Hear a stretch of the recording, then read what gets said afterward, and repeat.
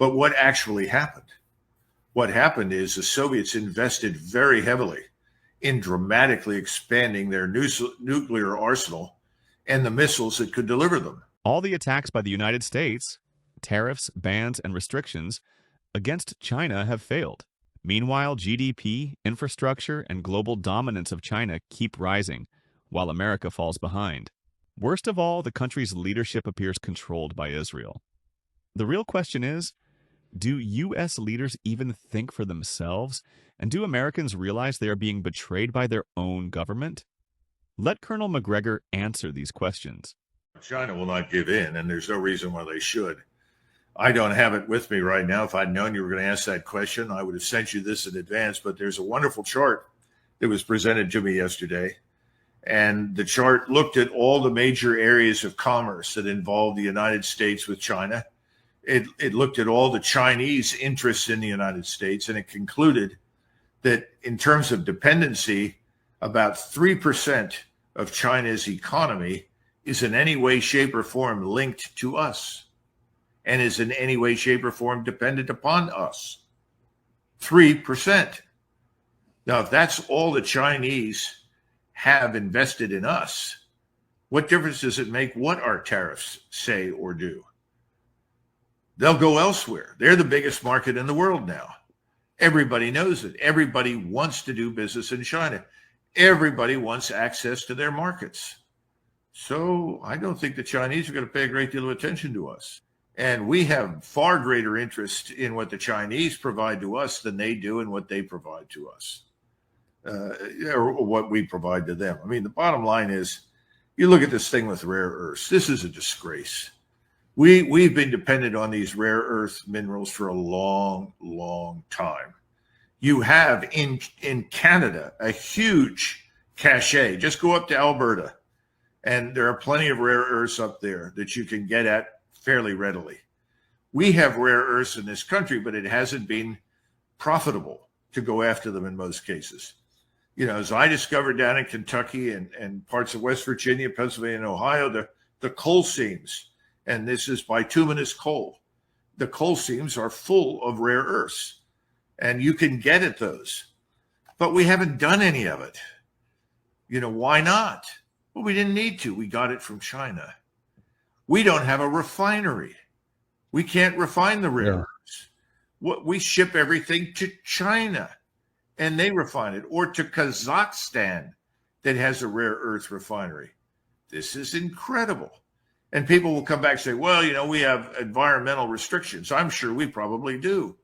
But the idea that we are the great power we think we are, and we do not have a refinery, is incomprehensible. And if we're really interested in this, there should be somebody in charge of it across the government that is involved in finding, identifying, and pouring investment in to the extraction of rare earths. Where is it? You know, we become a society where everything is short term. You know, we don't care how much money we're making in 5 years. We want to know what we can make in the next quarter. We're worried about our position today. This is the problem. There is no strategy behind anything. There's no strategy behind Venezuela. There's no strategy behind this peace is broken out all over in the Middle East. There is no strategy behind what's being done in Ukraine. Everything is impulse and short-term driven. It's coming home to roost. And unfortunately, I don't see any evidence that people in this administration are putting together a coherent strategy for anything. It's going to destroy us if we're not careful. Pull out of these places, shed these unnecessary commitments, and retrench. And your military repurposing this old structure with fewer and fewer and fewer soldiers and sailors and airmen and Marines is not the answer. Remember, diplomacy takes time. It requires great effort, study, lengthy discussions, and flexibility in thinking and behavior. Those are not the hallmarks of Trump policy. Trump likes to impose his will. That's his nature. Now, having said that, remember the Cuban Missile Crisis. After that was settled and the world breathed a huge sigh of relief, at least we did in the United States, there was this notion that we had effectively won over the Soviets. In other words, the Soviets were embarrassed. They had to withdraw. They were humiliated. And this was, quote unquote, a win for the United States. That is not necessarily, by the way, how JFK viewed it. JFK was very sober-minded about the whole experience and was committed to finding a way to avoid anything like that again in the future. But there were a lot of people in Washington that chose that interpretation. But what actually happened?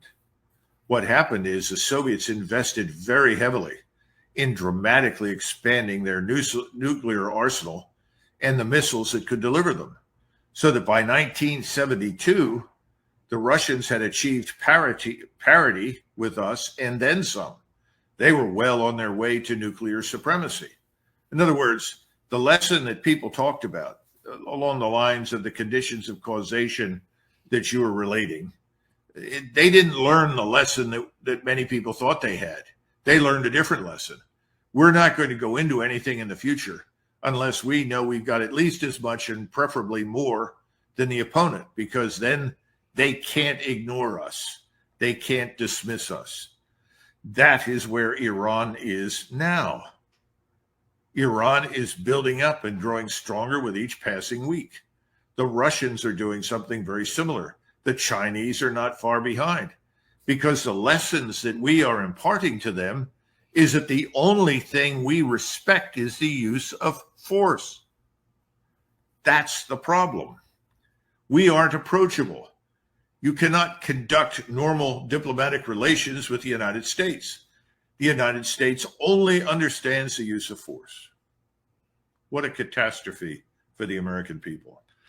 I don't think that Venezuela is a large and powerful state in military terms. It's very large. It's about the size of Germany and France and Switzerland together. It's huge.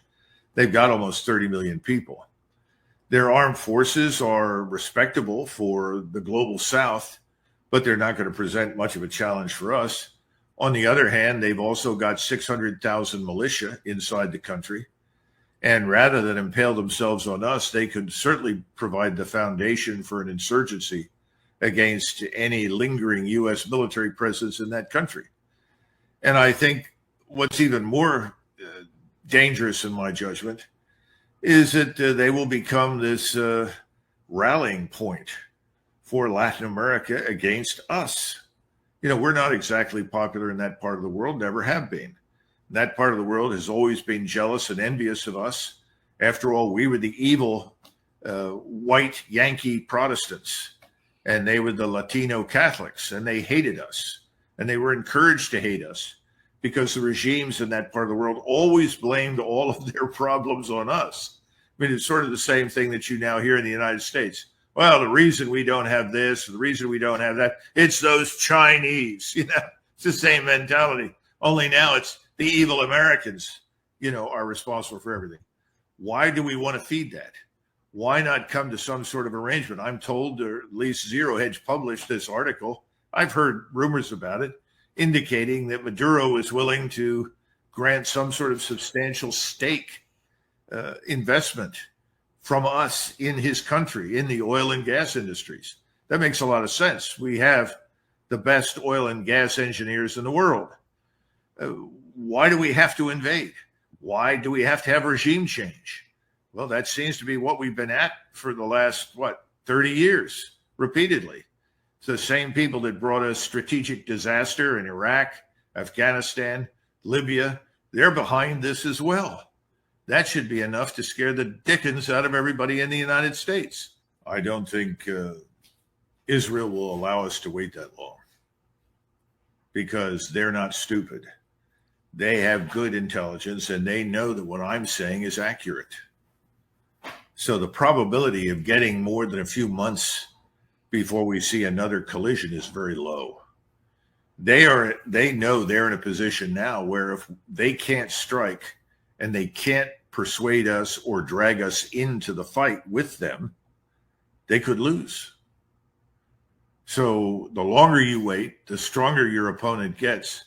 but you don't necessarily reach that level of military supremacy that you had in the past, just as we could not achieve that after the Cuban Missile Crisis. So we ended up with parity. Now, we had different goals than the Israelis do, but for the Israelis, it boils down to a win or die proposition in their minds. That's the way they see it. So, again, that's why I think, and I don't doubt that probably President Trump believes what he says, but I don't think we're going to get very far before we have another collision with Iran. I just don't know when it will occur. Have we bought some additional time? Maybe. But, time is not working in our favor in Ukraine. Time is not working in our favor in the Middle East. And time is certainly not working in our favor in Asia. The Chinese are not sitting idly by. They're building and expanding their capabilities because everybody believes it's the only thing that we pay attention to. We only respect the use of force.